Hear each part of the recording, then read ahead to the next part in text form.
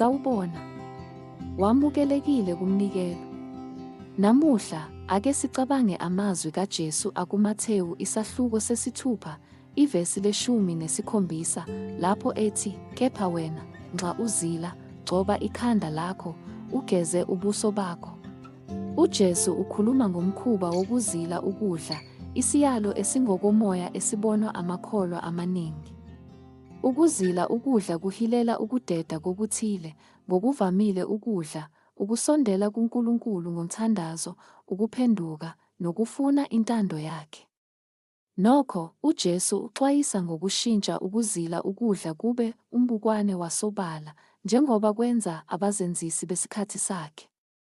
Babengayinaki imikhuba yabo evamile yokuzilungisa, babonakale bedangele ukuze bathole ukunakwa nokuthuswa abanye. UJesu usimema ukuba sisondele ngokuzila ukudla ngendlela ehlukile. Useluleka ukuba silondoloze ukubukeka kwethu kwangaphandle njengenjwayelo, sigeze ubuso bethu futhi sigcobe ikhanda lethu. Lokhu akukhona ukufihla iqiniso lokuthi sizilile, kodwa kumayelana nokugcina ukuthobeka nobuqotho ekuzinikeleni kwethu kuNkulunkulu. Ukuzila kwethu ukudla akumele kube ukwenza abanye bakuthakasele, kunalokho, kufanele kube ukubonakaliswa okujulile komuntu siqu nokuqotho kokholo lwethu. Ukuzila ukudla, njengoba uJesu efundisa, akuwona nje umkhuba wangaphandle kodwa isiyalo sikaMoya esithobisa izinhliziyo zethu phambi kukaNkulunkulu. Kumayelana nokuma kwangaphakathi kwemiphefumulo yethu, ukufuna ubukhona bukaNkulunkulu nokuqondisa izinhliziyo zethu nezinjongo zakhe. Njengoba sizila, masikhumbule ukuthi uNkulunkulu uyazibona izisusa zezenzo zethu. Ukwazisa ukuthobeka nobuqotho ngaphezu kokubonisa kwangaphandle ukuhlonipha uNkulunkulu. Uma sizila, masenze lokho ngenhliziyo ehlanzekile, sifuna isiqondiso sikaNkulunkulu kanye nokuba khona kwakhe ezimpilweni zethu. Masigweme ukufuna ukuvunyelwa noma ukuqashelwa abanye.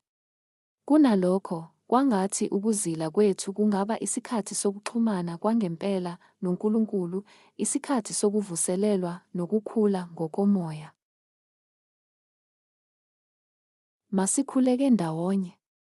Baba osezulwini, sifundise incazelo yangempela yokuzila ukudla njengesikhathi sokuthobeka nokuzinikela okuqotho kuwe. Sisize sizile ngezisusa ezimsulwa, sifune ubukhona bakho ngaphezu kwakho konke okunye. Kwangathi ukuzila kwethu kungaba isiyalo esingokomoya esisondeza kuwe futhi siqinise ukholo lwethu. Egameni likaJesu, amen. Njengoba uqhubeka nosuku lwakho, sengathi ungathola ubukhona bukaNkulunkulu nokuthula njengoba uzila ngokuzithoba nangobuqotho. Manje ngicela namukele lesi sibusiso encwadini yabaseRoma isahluko 15, ivesi 13, lithi, uNkulunkulu wethemba makanigcwalise ngenjabulo yonke nangokuthula konke ekukholweni, ukuze nivame ethembeni ngamandla kaMoya oNgcwele.